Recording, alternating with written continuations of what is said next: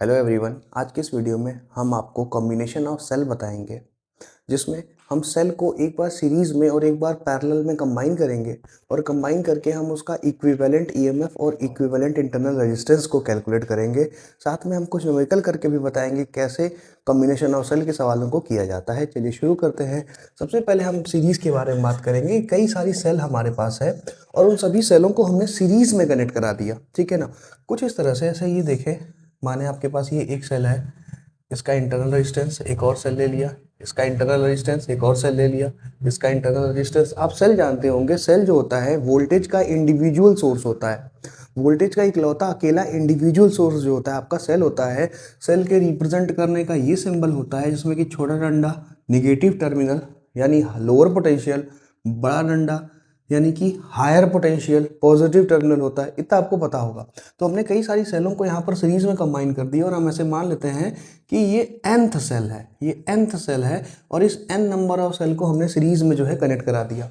अब इसका EMF E1, इसका EMF E2, इसका EMF E3 और साथ साथ इसका EMF हमने EN मान लिया।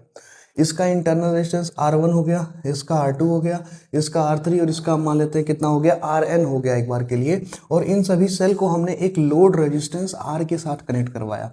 इन सभी को हमने एक लोड रेजिस्टेंस, ये R जो है, R हमारा लोड रेजिस्टेंस है, इस लोड रेजिस्टेंस के साथ हमने इसको कनेक्ट करा दिया। अब आप समझेंगे कि हम इस वीडियो में आपको बताना क्या चाहते हैं। बताना ये चाहते हैं कि कई सारी सेलें सीरीज या पैरेलल में मिलके जो इफेक्ट प्रोड्यूस कर रही हैं सर्किट पर, अगर एक ही सेल आके उतना इफेक्ट प्रोड्यूस कर जाए तो उसी को हम कैलकुलेट कर रहे हैं। उसी इक्विवेलेंट ईएमएफ और इक्विवेलेंट इंटरनल रेजिस्टेंस को हम कैलकुलेट कर रहे हैं। कहने का मतलब यहाँ पर n number of cell series में कनेक्टेड हैं और ये n number of cell series में कनेक्ट होके जो इफेक्ट प्रोड्यूस कर रही हैं, अगर एक ही सेल आए और एक सेल आके सेम उतना ही इफेक्ट प्रोड्यूस कर दे जितना ये सभी लोग मिलके प्रोड्यूस कर रहे हैं, तो वही उनका क्या कहलाएगा, इक्विवेलेंट कहलाएगा। ठीक बात है ना। तो असल में इस सर्किट को सिंप्लीफाई करें तो हमारा डिजायर्ड सर्किट कुछ ऐसा बनेगा कि सर देखिए, एक ही सेल है सर, इसमें एक सेल, ये सब लोग मिलके जितना इफेक्ट प्रोड्यूस कर रहे हैं, इकलौता अकेला आके उतना इफेक्ट ये प्रोड्यूस करेगा, तो ये क्या कहलाएगा, तो ये कहलाएगा सर इक्विवेलेंट। क्या कहलाएगा, इक्विवेलेंट ईएमएफ कहलाएगा सभी सेलों का। ये जितने रेजिस्टेंसेस लगे हुए हैं, इंटरनल रेजिस्टेंसेस, उन सब को हटा के एक ही लगा दें जो सेम इफेक्ट प्रोड्यूस करे जो ये सब करे थे, तो वो उसका क्या बन जाएगा, आर इक्विवेलेंट बन जाएगा। और यहाँ पर ये लोड रेजिस्टेंस आर तो लगा ही है, लोड रेजिस्टेंस आर तो लगा ही है। हम इसी ई इक्विवेलेंट और आर इक्विवेलेंट को कैलकुलेट करना चाहते हैं। बात समझ में आती है क्या? आप जानते होंगे ओम्स लॉ से कि टोटल करंट इक्वल्स टू क्या होगा, total voltage upon total resistance. यहाँ टोटल वोल्टेज कितना है, टोटल ईएमएफ ई इक्विवेलेंट है, और टोटल रेजिस्टेंस आर और आर इक्विवेलेंट दोनों किस में जुड़ा हुआ है, सीरीज में जुड़ा हुआ है। तो यार यहाँ क्या लिख सकते हैं आप, R plus small R equivalent. चलेगा क्या? यही करंट हम यहाँ पर कैलकुलेट करना चाहते हैं और वो तभी कैलकुलेट होगा जब ई इक्विवेलेंट और आर इक्विवेलेंट हमको पता होगा। ई इक्विवेलेंट निकालने के लिए देखो, ये सभी सेल्स सीरीज में है। जब सभी सेल सीरीज में होंगे तो सीरीज कॉम्बिनेशन में क्या होगा, हर एक वोल्टेज का सम टोटल वोल्टेज के बराबर होगा। सीरीज में अगर रजिस्टर सीरीज में जुड़े होते हैं तो हर एक इंडिविजुअल वोल्टेजेस का सम टोटल वोल्टेज के बराबर होगा। मतलब ये E1 plus E2 plus E3 plus E4 plus E5 plus E6 से लेके EN तक सबको जोड़ दोगे तो ई इक्विवेलेंट के बराबर आएगा।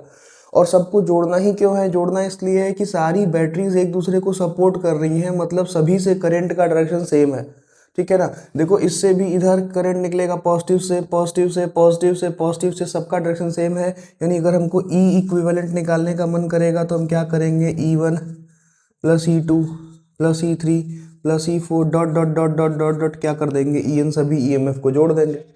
सही है सर। अगर हमको एक बार के लिए आर इक्विवेलेंट निकालना रहेगा तो भाई सभी रेजिस्टेंस तो सीरीज में है, तो सीरीज में तो आप जानते हैं सभी रेजिस्टेंसेस का सम आप कर दीजिए, वही आपको क्या दे देगा, इक्विवेलेंट रेजिस्टेंस दे देगा।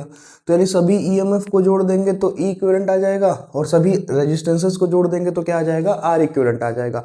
तो यहाँ से आपको ई इक्विवेलेंट मिल जाएगा, यहाँ से आपको आर इक्विवेलेंट मिल जाएगा। आप इस जगह पर पुट करिए, आंसर आ जाएगा, आपका करंट आ जाएगा।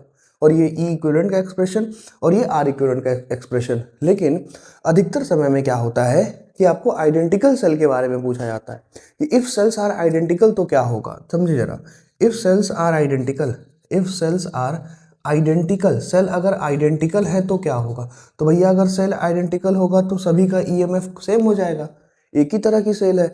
तो भाई क्या लिखोगे तुम, E1 sorry not even, E plus E कितनी दफ़ा कितनी बार लिखेंगे, n टाइम्स, कितना आ जाएगा ई एन या एन ई लिखते हैं। यानी सर यहाँ पर अभी आइडेंटिकल सेल के केस में इक्विवेलेंट ईएमएफ कितना आ गया, एन ई, क्योंकि सब बराबर हो गया, सबको जोड़ दिया। आर इक्विवेलेंट कितना आ जाएगा, तो R plus R plus R plus R plus R, कितनी बार तक, एन बार तक।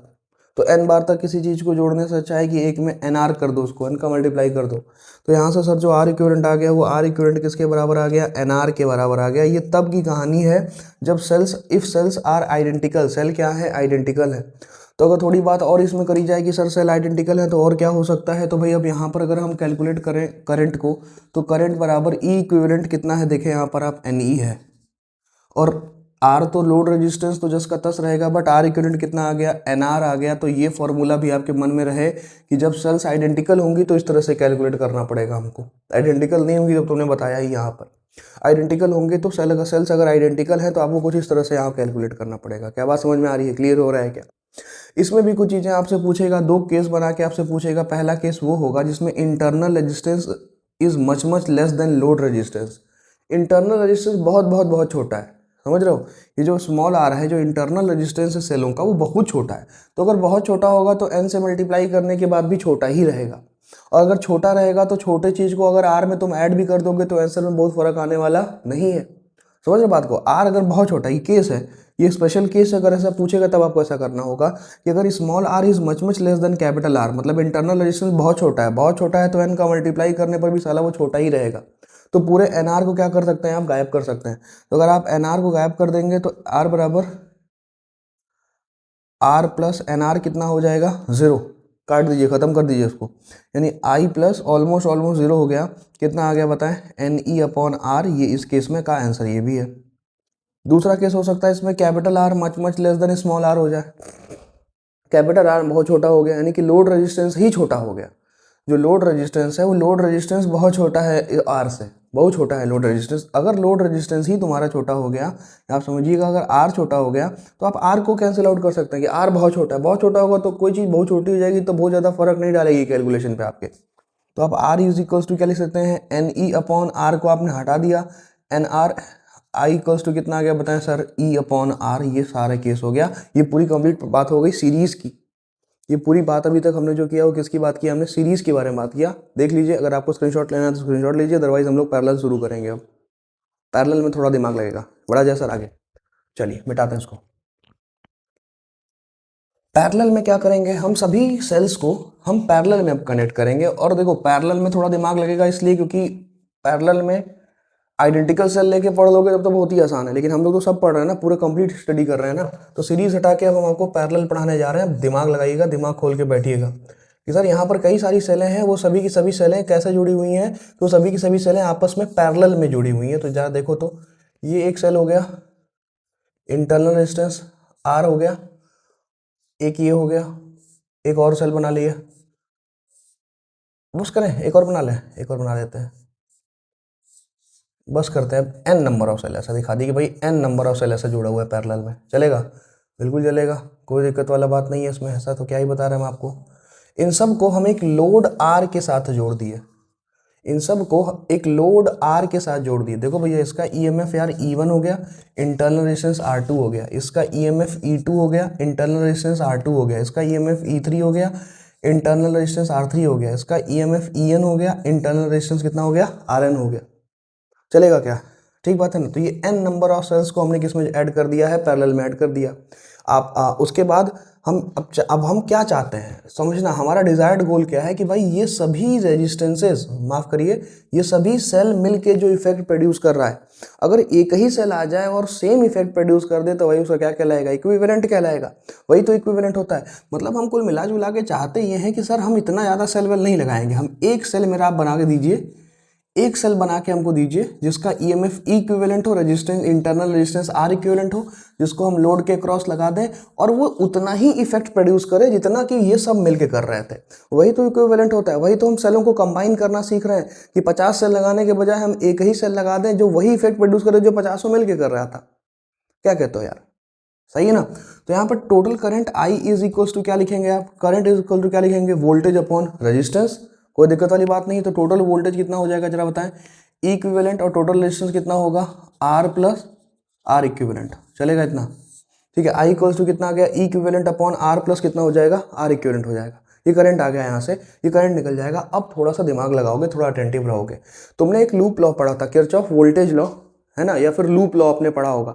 अगर आप लूप लॉ नहीं जानते हैं तो डिस्क्रिप्शन में देखिए आपको एक लिंक मिलेगा जहाँ पर हमने आपको लूप लॉ को बहुत ही ढंग से बताया है। लूप लॉ को भी और जंक्शन लॉ को भी, साथ में एक सवाल भी सॉल्व करवाया, आप जरूर उसको देख सकते हैं। अदरवाइज आप यहाँ वीडियो कंटिन्यू करिए। अब लूप लॉ क्या कहता है, किसी भी लूप में, यानी किसी भी लूप के अंदर टोटल वोल्टेज का सम हमेशा कितना होता है, जीरो होता है, जो कि एनर्जी कंजर्वेशन पर बेस्ड होता है, इसको कि किरचॉफ वोल्टेज लॉ भी कहते हैं। किसी भी लूप के अंदर, एक क्लोज्ड कंडक्टिंग पाथ को लूप कहते हैं, टोटल वोल्टेज का जो सम होगा वो कितना होगा, जीरो होगा। हम इसको डिराइव करने वाले हैं, लेकिन लूप लॉ का हम इस्तेमाल करेंगे। हम loop with the help of loop law के हेल्प से हम इसको क्या करेंगे, डिराइव करेंगे और आपके सामने रिजल्ट लेकर आएंगे। उसके पहले जरा आप जान लीजिए कि भाई ये बैटरी का कौन सा टर्मिनल है, नेगेटिव, और ये कौन सा है, पॉजिटिव। छोटा डंडा नेगेटिव, बड़ा डंडा पॉजिटिव, छोटा डंडा नेगेटिव, बड़ा डंडा पॉजिटिव। उसके बाद एक बात समझो, मान लो यार यहाँ पर आई करंट फ्लो कर रहा है, क्योंकि हमने यहाँ पे आई करंट माना है, तो आई करंट यहाँ तक पहुँचेगा और यहाँ पर उस आई करंट को कई सारा रास्ता मिलेगा, कई सारी ब्रांचिंग हो रही है। तो मान लेते हैं पहले वाले में कितना करंट ट्रेवल कर गया, I1, दूसरे वाले में कितना करंट ट्रेवल कर गया, I2, तीसरे वाले में कितना करंट ट्रेवल कर गया, I3, इसी तरह से लास्ट वाले में कितना करंट ट्रेवल कर गया, IN। तो करंट I1 ऐसे भाई I1, I2, I3 और IN, इन सबका सम तो टोटल करंट I के ही बराबर होगा ना। अगर तुम सबको जोड़ दो, I1 plus I2 plus I3 plus IN, तो I के ही बराबर होगा, बिकॉज I ही तो ब्रांच आउट हो रही है। लेकिन करंट जहां से इंटर करता है वो रजिस्टर का पार्ट क्या होगा, पॉजिटिव, और जिधर से निकलेगा वो क्या होगा, नेगेटिव। ये सारी बात हमने आपको किरचॉफ लॉ वाली वीडियो में बताई है, जिसको मैं अभी बता रहा था आपको, डिस्क्रिप्शन में इसका लिंक है, आप चाहें तो वहां से चेकआउट कर सकते हैं। ये देखिएगा सर, यहाँ से फिर से रजिस्टर में करंट एंटर किया पॉजिटिव, यहाँ से निकला वो नेगेटिव, यहाँ से एंटर किया पॉजिटिव, यहाँ से निकला नेगेटिव, यहाँ से एंटर किया पॉजिटिव, यहाँ से निकला नेगेटिव, ठीक है ना। अब ये ओवरऑल सब मिला के फिर से करंट आई हो जाएगा भाई, I1, I2, I3 फिर से रिकम्बाइन करके आई ही हो जाएगा। तो यहाँ पे आई आ रहा है, इधर से एंटर किया प्लस, इधर से निकला क्या, माइनस। समझ गए। हम इसमें जा रहे हैं लूप लॉ लगाने। लूप कैसे बनाएंगे या देखिए, देखना जरा सा मेरे फिंगर्स को देखिए आप, ये बाहर वाला एक क्लोज लूप हो गया, फिर ये सेकंड नंबर वाला एक क्लोज लूप हो गया, फिर ये थर्ड नंबर वाला एक क्लोज लूप हो गया, फिर nth नंबर वाला एक क्लोज लूप हो गया। तो लूप लगाएंगे और सब में summation of voltage equal to क्या करेंगे, जीरो करेंगे, ठीक है ना। चलो यहाँ से करना शुरू करते हैं। यहाँ गए हम प्लस से, देखो निकले, प्लस से निकलेंगे तो हमने यहाँ लिखा प्लस E1, ठीक है। जहां से निकलोगे वही साइन आता है वोल्टेज ड्रॉप में, वही प्लस, या जब प्लस से निकलिएगा तो प्लस, माइनस से निकलिएगा तो माइनस। देखिए यहाँ से प्लस से निकले E1 चलेगा, फिर यहाँ पे माइनस आ गया, माइनस, तो माइनस कितना वोल्टेज होगा, करंट है I1, तो I1 R1, ये आए, इधर से आए, इधर से आए, इधर से आए, फिर माइनस से निकले तो माइनस, इसके अक्रॉस कितना वोल्टेज होगा, करंट आई, तो V equals to I R, तो I into R is equals to zero, is equals to zero. क्या ये चीज आपको दिख रही है ना कैमरे में यार, चेक करना पड़ता है थोड़ा, हाँ सही है, कोई दिक्कत वाली बात नहीं है, सही है। अच्छा समझ गए। दूसरा लूप सुन रहे हैं, दूसरा लूप देखो, ये बीच वाला है, देखो यहाँ से चलना शुरू किए, E2 प्लस प्लस E2, ठीक, माइनस से निकले, माइनस कितना वोल्टेज होगा, करंट है I2, रेजिस्टेंस है R2, I2 जूम यहाँ पे आए, माइनस से निकले, minus I into R is equals to zero, complete हो गया। तीसरा अब सीधे यार nth वाला लिख लेते हैं, कितना लिखा जाएगा, nth वाला कितना है, EMF EN, प्लस से निकल रहा हूँ, ध्यान देना, EN, यहाँ पे माइनस आर एन, अरे सॉरी यार मैंने आर एन लिख दिया, माफ करिएगा, IN RN होगा ना। अरे करंट इसमें तो हम देखो रेजिस्टेंस हम लिख दिया, हमें तो वोल्टेज लिखना है ना, IN RN माइनस, क्योंकि माइनस से निकले, इधर गए माइनस से निकले, फिर minus I into R is equals to zero. बोलो क्या कहते हो यार, सही है, इतना सही है, इतना कोई दिक्कत परेशानी तो नहीं है इसमें। होपफुली समझ में आ रहा होगा आपको। थोड़ा सा इसको ऐसा करते हैं, इसी में अरेंज करेंगे, E1 को इधर रहने दो, बाकी दोनों टर्म को इधर लेके जाओ जरा। E1 इज इक्वल्स टू कितना आ जाएगा भैया बताएं, I1 R1 plus I R. Similarly E2 is equals to कितना आ जाएगा, I2 R2 प्लस कितना आएगा, आई आर। बड़े ध्यान समझिएगा इसको, बहुत अच्छा रिजल्ट आएगा अभी। और ये EN इज इक्वल्स टू कितना आ जाएगा, IN RN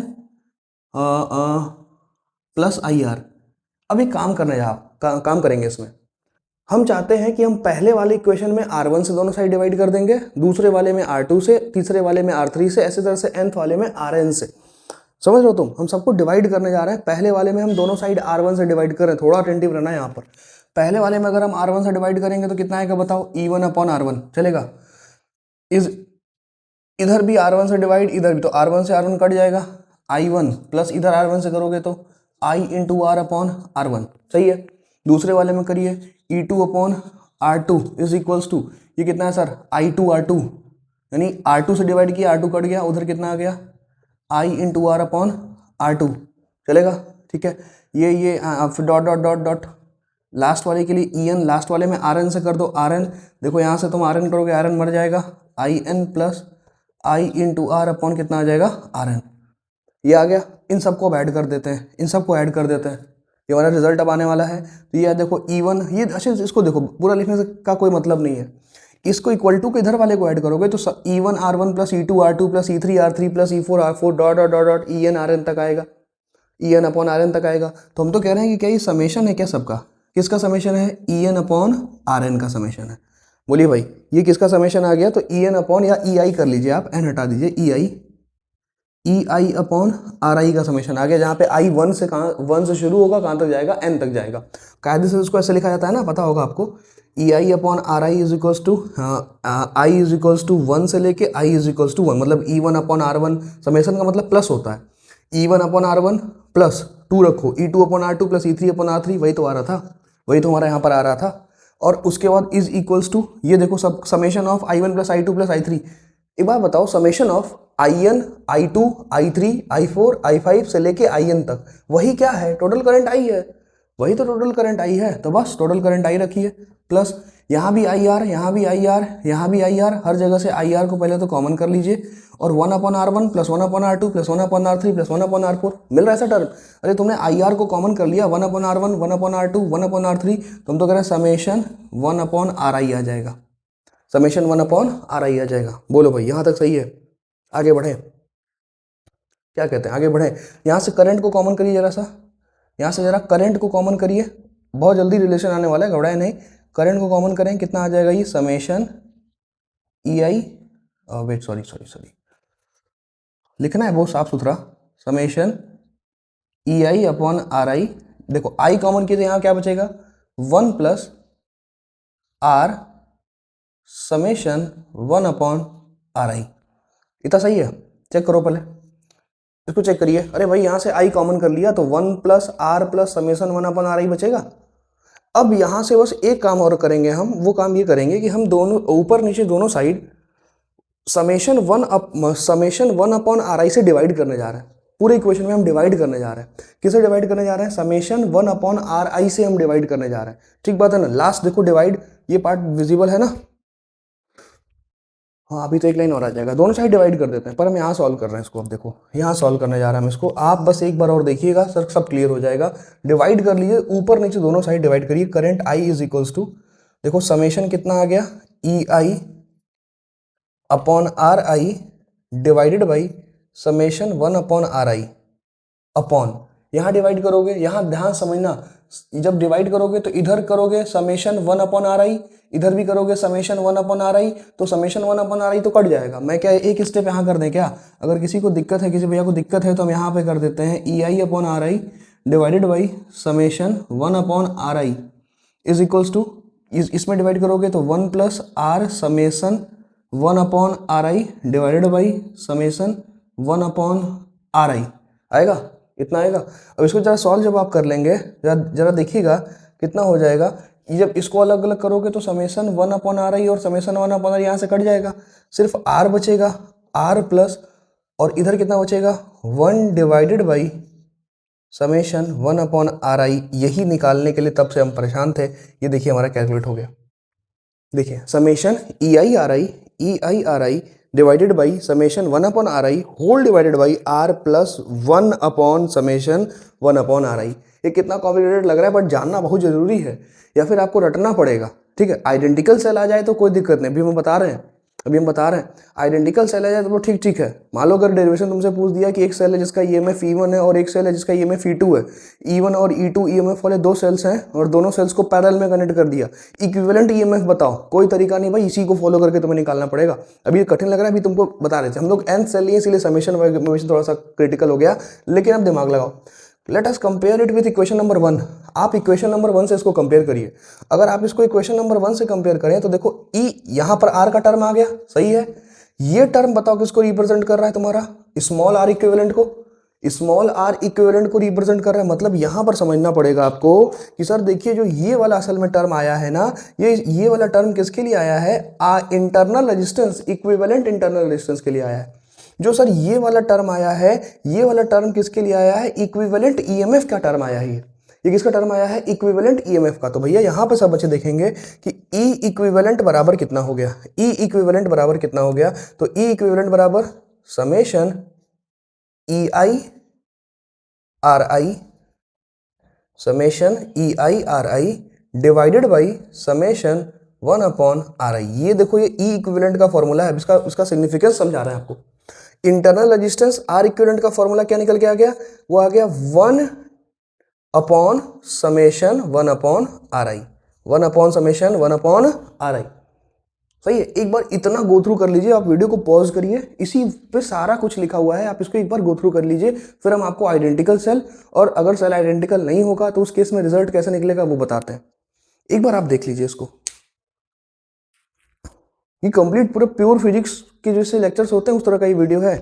वो शॉर्टकट वाला वीडियो नहीं, 5-6 मिनट में आपको सब समझ में आ जाए, सब आपको ऊपर ऊपर से बता दिया जाए, आपको डेप्थ ना आए, तो ऐसा नहीं। ठीक सर, अब तुम देखो,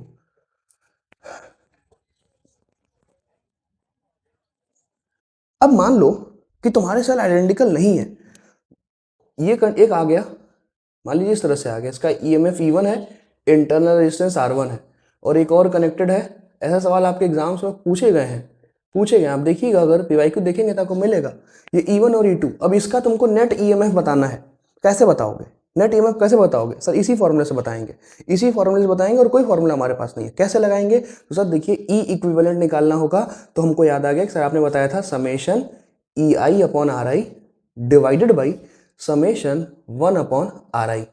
अब यहां पर 2 सेल है, तो 2 सेल के लिए क्या कोई लिखेगा, E1 अपॉन R1, सही है, प्लस E2 अपॉन R2, ठीक है, divided by 1 upon R1 plus 1 upon R2। देखो समेशन 1 अपॉन आर आई भी तो है, थोड़ा सॉल्व करिए इसको, देखिए सॉल्व करेंगे E1 R2 plus E2 R1 upon R1 into R2। अब इसको भी सॉल्व करो तो मल्टीप्लाई करके रेसिप्रोकल हम ले लेंगे, तो ऊपर आ जाएगा R1 R2 और नीचे बचेगा R1 प्लस R2। देखिए सर आपने किताबों में जो फॉर्मूला अधिकतर देखा है, हमेशा देखा है, ये वाला फॉर्मूला आपको याद आ रहा है अब, तो ये वाला फॉर्मूला इसके एक्चुअल प्रूफ से ही आता है। ये जो ई इक्विवेलेंट है, ये ई इक्विवेलेंट का जो फॉर्मूला है, एज ए एग्जाम्पल की तरह मान लो, क्वेश्चन की तरह मान लो, तो देखो इक्विवेलेंट ईएमएफ जो आ गया E1 R2 plus E2 R1 upon R1 plus R2, ये इसी फॉर्मूले से ही आप इसको कैलकुलेट कर पाएंगे। आप आर इक्विवेलेंट निकालना है, अगर यहाँ पर आपको आर इक्विवेलेंट निकालना है तो आप क्या लिखेंगे, 1 upon summation of 1 upon R आई, यानी 1 upon summation of 1 upon R1 plus 1 upon R2। Solve करोगे यार तो कितना आ जाएगा, R1 R2 upon R1 plus R2। क्या कहते हो, सही है क्या, ये फॉर्मूला देखिए आपने बहुत बार देखा होगा इस फॉर्मूले को। अगर 3 होता तो क्या करते, E1 upon R1 plus E2 upon R2 plus E3 upon R3 divided by 1 upon R1 plus 1 upon R2 plus 1 upon R3। Solve करो उसको, सॉल्व करिए उसको, आंसर आएगा वहां से आपका अपना। ठीक बात है ना। अच्छा ये तो बात सही हो गई, समझ गए इतना, मिटाते हैं इसको। अब यहाँ पर अगर सेल आइडेंटिकल होता तो इसी में देखो आइडेंटिकल सेल के लिए कैसे सॉल्व करते हैं। अगर सेल्स आर आइडेंटिकल तो जो रिजल्ट आप जानना चाह रहे थे वो यहाँ से आएगा।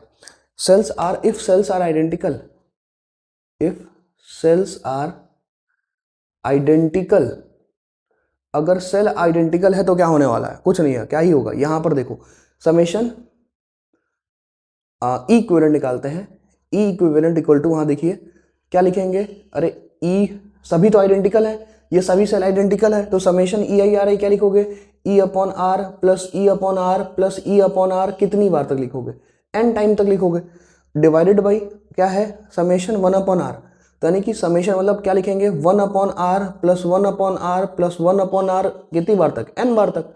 अरे भाई E by R E by R E by R, यही तो मिलेगा आपको, 1 बाई आर 1 बाई आर। सॉल्व कर लो तो कितना आ जाएगा, ये N times of E by R upon N times of 1 by R. R से आर भी क्या हो गया, कट गया, सॉरी एन से एन क्या हो गया, कट गया, आर से आर कट गया, और ईएमएफ किसके बराबर आ गया, ई के बराबर आ गया। सभी सेल अगर 2-2 वोल्ट की लगी होती, 2 volt 2 volt 2 volt 2 volt 2 volt 2 volt, तो रोटर वोल्टेज कितना होता, 2 ही वोल्ट तो होता, 2 वोल्ट ही तो होता। तो देखो इक्विवेलेंट किसके बराबर आ गया इस कंडीशन में, ई के बराबर आ गया। ये आप ये देखिए, यही आप परेशान थे इसी के लिए, है ना।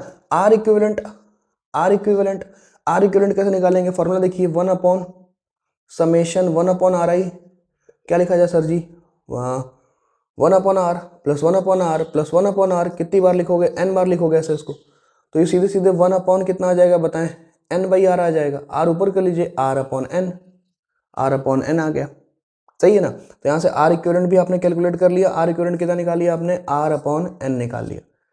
करंट का एक्सप्रेशन लिख दो यहाँ पर, अब करंट लिख दो, current I is equals to कितना होगा, equivalent upon R plus R equivalent, E equivalent कितना है बताएं, ई है, आर आर आर तो लोड रेजिस्टेंस है, और स्मॉल आर इक्विवेलेंट कितना है बताएं सर, आर अपॉन एन है, ओहो वेट,